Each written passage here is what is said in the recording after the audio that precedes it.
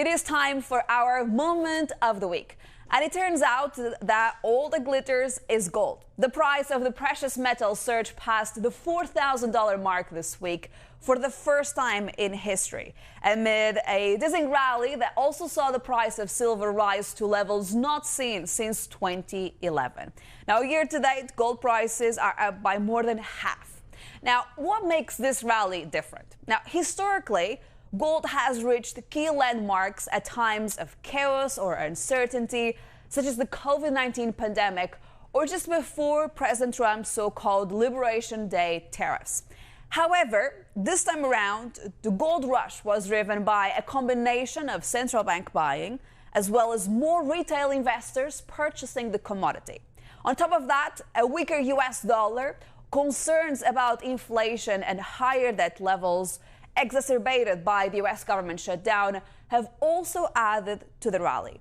And the surge comes at a time of record highs for U.S. equities too. So the question is, will the appetite for gold continue? Well, some major investors seem to think so.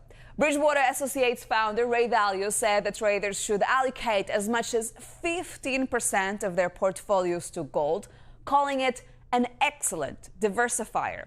However, Citadel's Ken Griffin warned against investors considering gold as a safer asset than the U.S. dollar.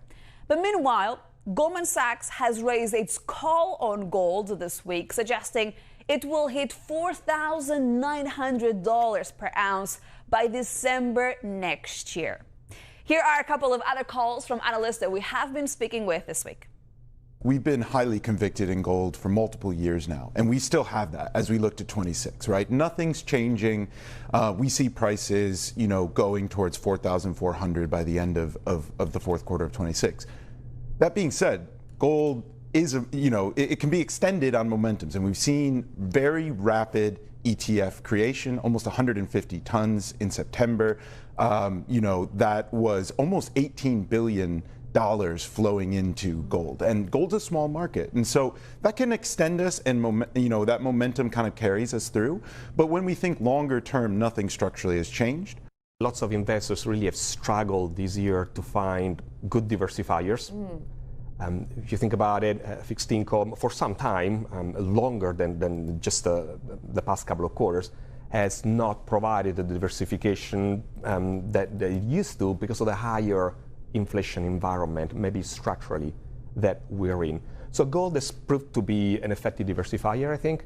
If you look at its performance over a long period of time, it's almost at par with equities, but correlation is actually pretty low. It's near zero, so that's a good diversifier.